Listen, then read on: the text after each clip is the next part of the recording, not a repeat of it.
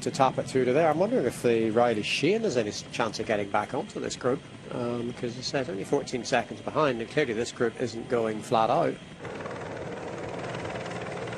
No, 5 kilometres to go. Also, it's what you sense that in these sort of slippery conditions that Wout van Aert on these descents, these steep little descents, he can just choose his own lines and just let the bike flow. Yeah, I think that's a good point. We've seen a few crashes today. We've seen Wout doing a little bit of impromptu cyclocross to get round Ashley's teammate Ashley Marriott. He slipped out and he may just feel, yeah, I've got a Vuelta to come. I've already had a season somewhat blighted by injury, so stay on the front and keep it safe. I think that's a good point. Yeah, Wout van Aert, 55 career wins this season, of course. The Paris-Roubaix Classic, the one that he was searching for, that big monument that had eluded him. He then came back into racing, did the Marley Grav race, which we also covered. That was a great day. I commentated that one when he had a little step into gravel. Laporte attacks though. Wout van Aert on the front. This was what it looked like. He was setting up for his teammate here. Christophe Laporte attacks. And it is the Unibet Rose Rockets team. Maybe this is the first one, and Wout van Aert here will counter. I think that's exactly the plan. I think that's what we saw Wout on the radio a kilometre ago. I think what he was saying is when we get down to the bottom of this hill onto the wide road and back into the end of the crosswind, give it a lash, Christophe. So Christophe Laporte just gives it a nudge. No one wanting to take this one up. You can sense the sort of, as Wout van Aert counters, he said this is what they were looking to try and set up, the 1-2, and everyone trying to go with Wout van Aert here. He takes a big look under the armpit, sees that the riders are reacting, and you would sense here that if Wout, but the gap is growing. Look at this, Wout van Aert just opening a small gap. It's a few meters here and there.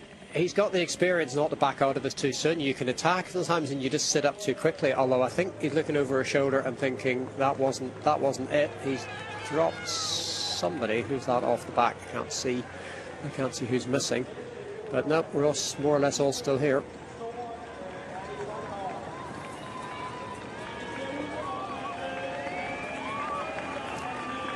So that attack, the omnipresence of Wout van Aert, the Grand Champion, when Christophe Laporte went, they just managed that gap. When Wout van Aert went, you heard the alarm bells ringing loud and they all went after him.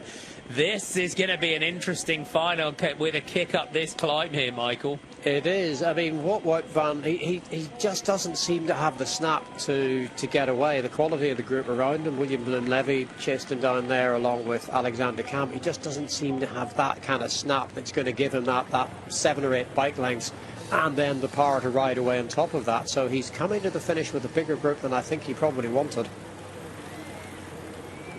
He is. So Matthias Capecchi moves up for Unibet's Rose Rockets. Lukas Kubis there just trying to stay within the wheel of Wout van Aert. The Uno X Mobility riders in the green with their rider in that white jersey as the best young rider, Henrik Pedersen, as we just round this little hairpin here with 2 kilometers to go. So still in contention within this group. Plenty of numbers there for Uno X Mobility. So Soren Kragh Andersen from Lidl Trek, Pierre-Andre Coetet from NSN, Wout van Aert and Christophe Laporte from Visma Lease-a-Bike, Alex Camp, William Bloom-Levy and Henrik Pedersen for the Uno X Mobility team. Francisco Munoz towards the back there for Pole team. Matthias and Thomas with Capecchi with Lukas Kubis for the Unibet Rose Rockets team.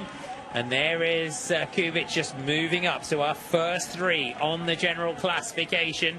Lining out here, the white jersey alongside the blue jersey. Look at Kubis trying to move up here to make sure he stays on the wheel of Wout van Aert. Yeah, he knows what wheel he wants to follow, and his mission today is a relatively simple one. And no one 10, 6 and 4 seconds time bonus on the line, so nobody in this group will take the blue jersey off Wout van Aert if they all finish together.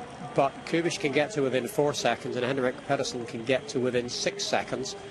So Wout really wants to get those bonus seconds on the line as well, if he possibly can. And that little chicane that we've got in towards the finish, that's going to be very much positioning is key through that point. Yeah, you need to be aware of that. The fact it goes left and then right, in some ways it kind of has the potential to even out.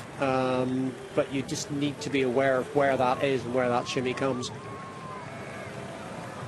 So riders just lightening the load here on the run down towards the line. William Bloom-Levy on the back, Alexander Kamp on the front, Henrik Pedersen in that white jersey latched in on the wheel of his teammate, looking for a big lead out as we swing right here. Narrows down, you see everyone just throwing on the anchors as they go into that corner, but as they exit, Pedersen, Van Aert, Kubis, Laporte, as Alexander Kamp looking to try and lead this sprint out here. The blue jersey though starts to stamp on the pedals, and Wout van Aert comes through to the front. Lukas Kubis though moves alongside him, that yellow jersey of Christophe Laporte, trying to go with his teammate, but Wout van Aert here going for the long one on the climb, and this is where he'll really come into his own. But Lukas Kubis doggedly determined, staying on the wheel, comes off the wheel though of Wout van Aert, the Unibet Rose Rockets rider, starting to power clear, and they go shoulder to shoulder, hip to hip here as Wout van Aert finds something extra,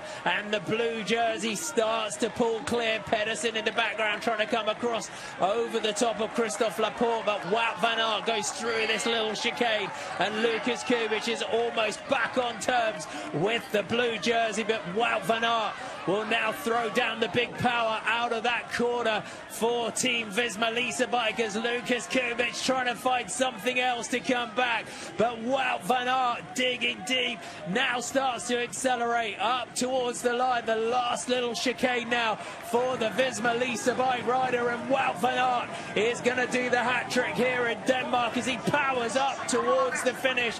The gap is growing to the second place rider.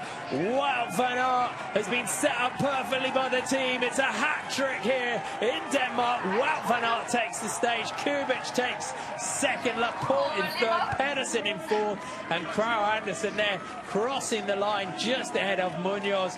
But Michael, what a finish.